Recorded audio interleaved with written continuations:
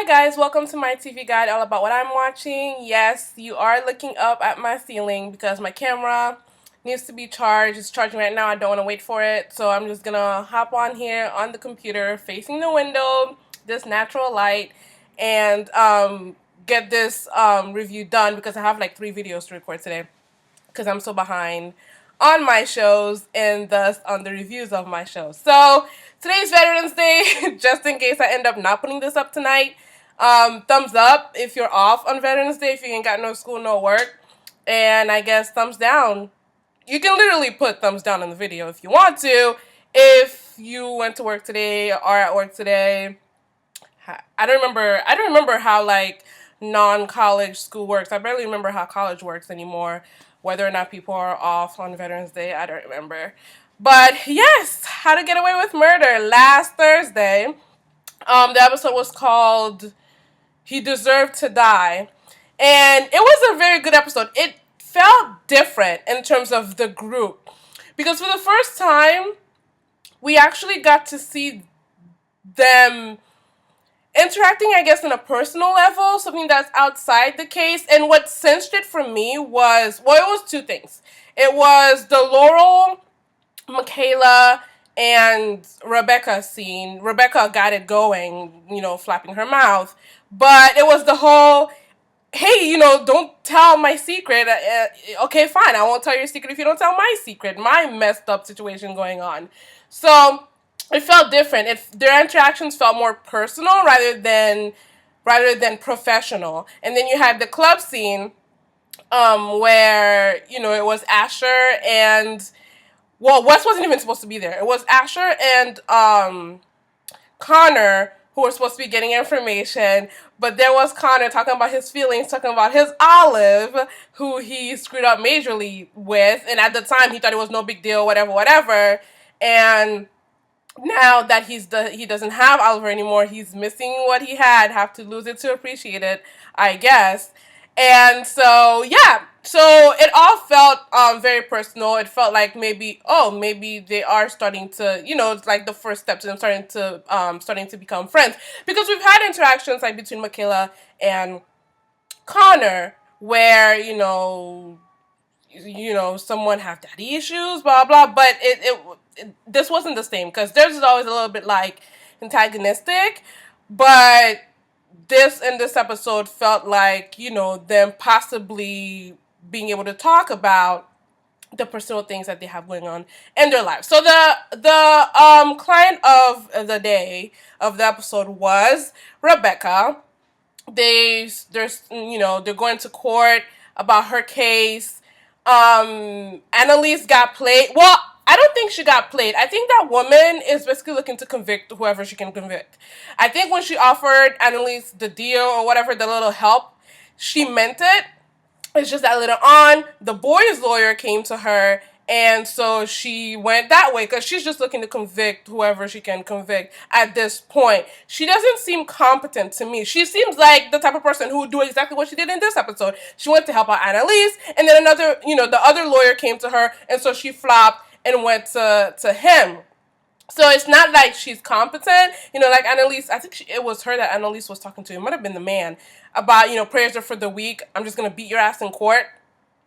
She doesn't seem like, she's not Annalise. She doesn't seem like competent and like just, that lawyer who you hear her name and you know what she stands for. It's more like you hear her name, you know that she's just a little bit dirty. So Rebecca was the client. She wasn't taking it seriously. She thought it was all a joke. I'm like, stop wasting their time and stop wasting my time. Why aren't you taking this seriously? All these people are going around her, just a flurry of movements and like work going on around her, and she's just sitting back like, whatever. It's annoying. So, and then like I said before, she ends up getting her nose into people's business because basically she's listening, but with Michaela's thing, it was her peeking. She was like, oh, it was hanging right out of your purse. Who believes that? Who believes like it was just hanging out the purse and she just like squinted a little bit and saw it, rather than she went up, like got a good look at it and then got her information? I didn't appreciate her saying, oh, leave me and Wes alone. we're not doing anything. I'm like, can you calm down? Like, it didn't need that. No one needed that. I certainly didn't. They're not talking about you and Wes like they're super invested. It's just something for them to talk about. That's how the group is. When when Aiden came, Michaela's dude, when he came over, it was just all hugs. Oh, this must be the fiance from Asher. Hey, yeah, yo, what's up? And all that stuff. Calm down. Laurel has a boyfriend. Asher's they comment on each other's lives. Calm down. You and Wes are not special. And I loved in this episode the fact that none of the students were really taking the case all that seriously. Wes was like freaking out and stressing out. The others were like, look, Michaela's like, I have an interview to go to. And the others were like, whatever, she might be a killer, whatever. Because they get that this case is more about Wes rather than Annalise. Because from the very beginning, Annalise didn't jump up to go be that girl's lawyer, to be Becca's lawyer. So I feel like because of that, because it's not Annalise's case, Annalise didn't choose the client from the get-go. They get that it's more like she's doing it as a favor to Wes. They feel free to, go to an interview. So Michaela went to her interview, and it turns out it was to go sign a prenuptial agreement. I'd like to know if she actually signed it, or did she get up and walk out like, what the hell? Now, did Aiden know that this was gonna happen? Or did his parents go behind his back? Because typically that's how those stories go. The rich boy with the rich parents, and the parents trust the girl less than the boy does. So, and I feel like with I'm going to say that the parents did this and not Aiden. If Aiden did this, then we need to have a talk, Aiden, and it's going to be a very, very short one. But I feel like his parents did this. Like, Michaela's going to go and storm up to him and be like, what the hell? He's going to be like, I told them not to do this. I told them I would talk to you about it. I feel like that's how it's going to end up going. I might be wrong, but I wasn't wrong about Rebecca being the killer. I feel like I told you guys. I never remember, but I feel like I told you guys that I feel like it was Rebecca. But I'll get to that later. So, yeah, so I feel like it's this thing where the parents spoke to the lawyer and had him call her out to sign, which then tells me that they don't particularly like Michaela. Trouble and drama, which in that case makes Michaela's whole tense, her reaction to the possibility of Aiden using her as a beard and lying to her, going forward, makes it more sense if she's basically in a fight within the relationship in terms of his parents. We'll have to see. I hope, I want to know more about it, so I hope we get back to it and find out who the hell spoke to the lawyer and told them to get Michaela down to the office so that she can sign the prenuptial agreement, because they seem to think that she's about to steal Aiden's money. I mean, I'm pretty sure, knowing Michaela, if they did get divorced and the divorce was dirty, she would be like, Aiden, pay me my money. She'd take him for half of what he has. So, knowing Michaela, angry Michaela, a prenuptial agreement is a good idea, but it's talk to the girl first. Okay? Okay. So, that was that. Her interview was not an interview, but of course she had to save face when she got back, because if Connor finds out that it was actually to go sign a prenuptial agreement, he is not going to let her live it down. He's not. So she had to save face. I don't remember what she said, but basically she didn't end up applying for the job or something like that. I'm proud of her for trying to save face. I wonder if it's going to blow up in her face. So we learned a little bit more about Wes in this episode. He was born in Haiti. He's Haitian. Ça passe Wes. Creole, parle Creole, comprendre. Pretty sure he doesn't speak Creole. But he was born in Haiti, and his mom left when he was 2. She ended up committing suicide when he was 12. He was allergic to something that I don't remember. He's from Ohio, which I never would have pegged. I was with Rebecca right there. He's from Ohio. And he went to community college and all that stuff. So we learned a little bit more about him during Pillow Talk between him and Rebecca. So... and I've seen a couple of people say that, basically agree with Rebecca, that he's all up on her jock because he's trying to save her because he has issues, which, we find out that, his mom died from... Did she commit suicide or was it an overdose? Basically, she had a drug problem, I think. Somebody correct me. But basically, he's trying to save Rebecca, whereas he couldn't save his mom. But I don't remember if Wes copped to it. I don't remember. Let me know if he did. But if he didn't cop to it, then I'm inclined to believe him when he says no, he's not trying to work out his issues through Rebecca, because the thing is that he's not trying to save Rebecca from overdosing or from... Rebecca's not suicidal. Like, she hasn't given me suicidal. She's not an addict. We know she sells, she deals, and from the way she dresses and the way she does her makeup, we can extrapolate that she deals. But other than that, like, she doesn't seem like someone who uses to me. We can extrapolate that she uses, but she doesn't give me someone who uses. She's just very apathetic, she uses sarcasm as a defense mechanism, all that, like, that trope right there. But so I'm inclined, so because of that, he's trying to save Rebecca from going to jail.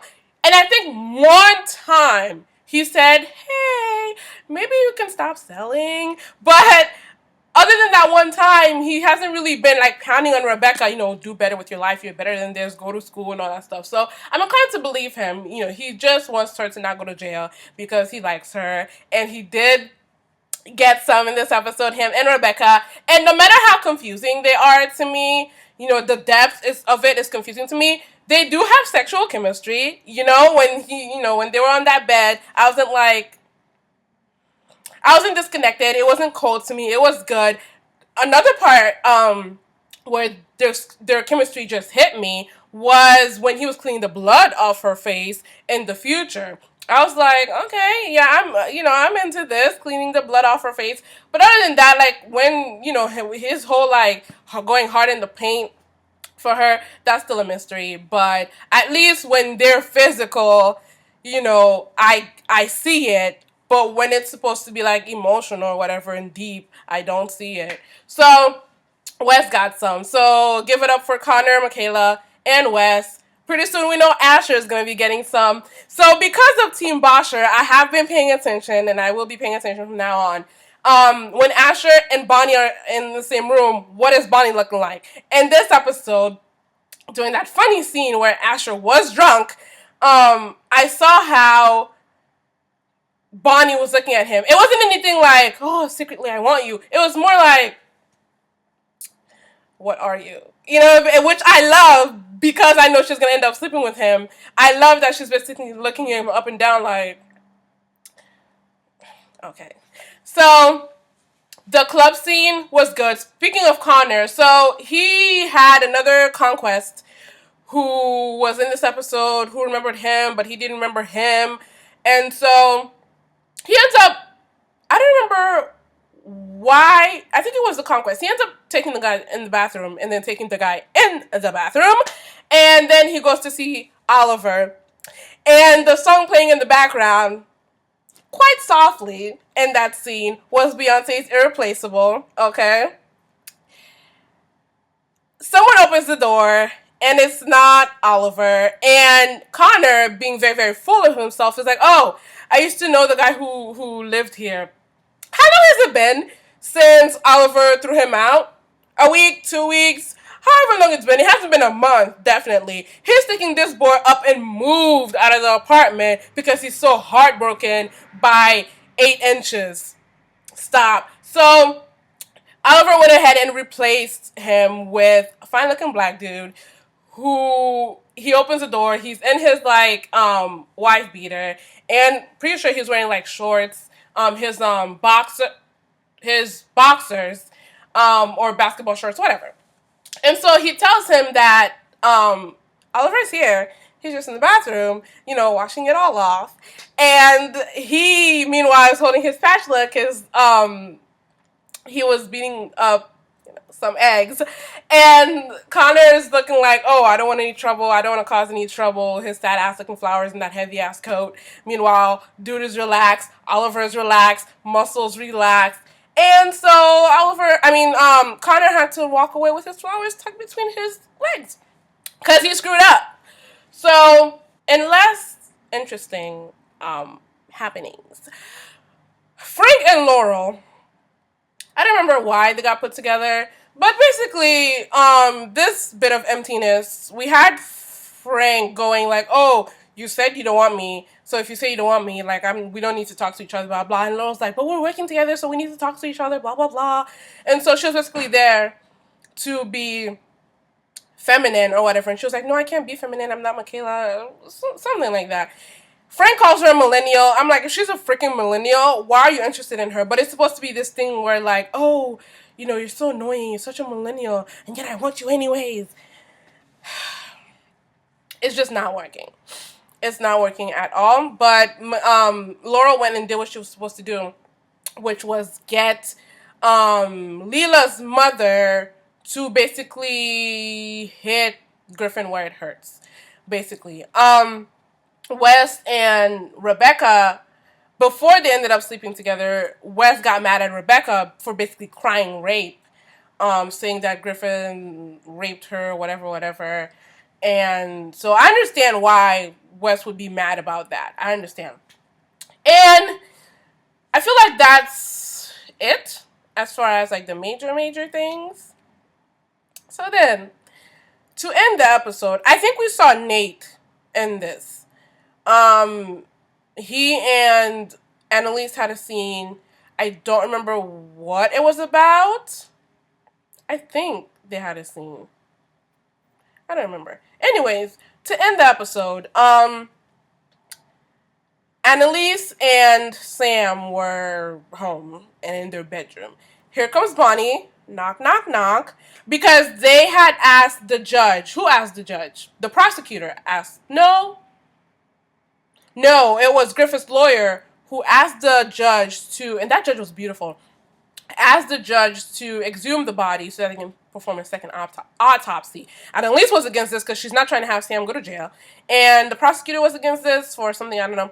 And so, second autopsy happens. Here comes Bonnie. She's like, so the marks on her neck were from the parasite of her being in the water, I believe. And so Annalise was like, what else, Bonnie? What else? Bonnie says, and this, I feel like this must be killing Sam's potential for her in her eyes, which I had never considered. But wait, Bonnie doesn't know that Sam might be, never mind. Bonnie doesn't know that Sam, about Sam and Leela. Annalise is the only one who knows about that, I think. Annalise and Wes. And Rebecca. And so, what else, Bonnie? What else? So, Leela was 6 weeks pregnant when she died. And you guys, when Annalise turned around to look at Sam, she was just looking like, I done cried about this already. I got mad about this already. Now, I'm just tired. I'm just tired because this whole time I've been like trying to help you not go to jail. Don't let anyone look at you. But with this girl is pregnant, 6 weeks pregnant thing, it's looking to me like you were trying to go to jail. So the way she says it, she's just like, what is it now, Sam? What is it? Like, explain this one. Explain this one, Sam. She just looked a little bit tired. So I'm interested to see what her reaction is going to be next week. Sam didn't look like, what? No. Wasn't me. But at the same time, I'm thinking it's because we still don't know who killed Leela. We know who killed Sam now, but we still don't know who killed Leela. And I'm kind of thinking it might be Rebecca, honestly, because it was because after the mother, Leela's mother was testifying in court or whatever, when she walked out of the courtroom, she said, she was my friend, okay? But saying she was my friend, okay, it doesn't mean you didn't kill her. It might mean you regret it, but it doesn't mean you didn't kill her. Like, something about her in this episode was giving me, I might have done it. It was giving me a little bit of a sociopath. But I did read something that the actress said, the actress who plays Rebecca, that could hint at her maybe not doing it. But It could also explain why she did it. It could have been like a crime of passion. Who knows? So we know who killed Sam. It was Rebecca. She said that she didn't have a choice. He deserved to die. But do we buy it? Do we buy her words? Because with her having to explain to Wes what happened, it means that Wes wasn't there. No one else was there. It was just her. So I don't know. I still can't get a read on Sam about whether he's a murderer or not. That's why, with how, you know, him hearing the news that she was 6 weeks pregnant, with him basically like having a blank face, I understand it's because the show still wants us to be suspicious of him. But I can't say for sure whether or not he killed Leela. I know he's invested in one, either Rebecca or Griffin going down for the murder, and based on what he had said about, oh, you know how she always likes to challenge, we know he would have preferred Rebecca go down, maybe because Rebecca might have seen something that she just doesn't remember, maybe it's something that, you know, if she thinks about it hard enough, she can put 2 and 2 together, but I still don't have a read on Sam. Was the baby his? Or was the baby Griffith's? Or was it somebody else? We're gonna find out, because this week, we're going to meet Leela as she lived and breathed. We're gonna see who the hell murdered her. I think the episode for this week is the last one before break or something. I'm not sure, but if you don't see another episode from me, another review from me about next week, then you'll know that we're on break. I mean, the show will, they'll say it anyways at the end of the episode. But I feel like this is the last episode where we're going to find out everything.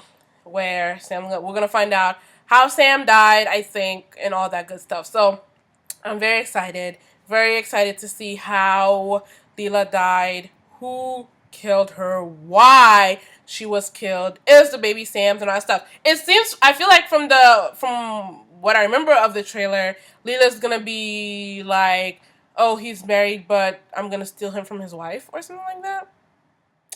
So we'll have to see. So that's it. I feel like I've hit everything. Laurel and her dude is still going strong. Well, as far as he knows. But yeah, that's it. That's everything, you guys. Thank you for watching. Thumbs up if you like this review. Comment and let me know what you think. Comment and let me know who you think killed Leela. Do you have a stronger sense of who killed Leela? Because I don't.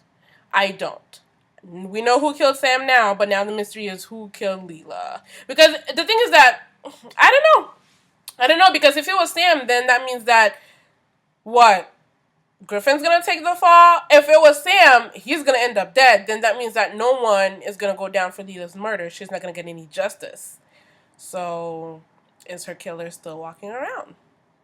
Don't know. Or is Griffin's gonna come out of the blue and actually be the one who killed her? We'll have to find out. Hope we get the answer this week. Okay? So that's it from me. Thank you for watching, you guys. Bye.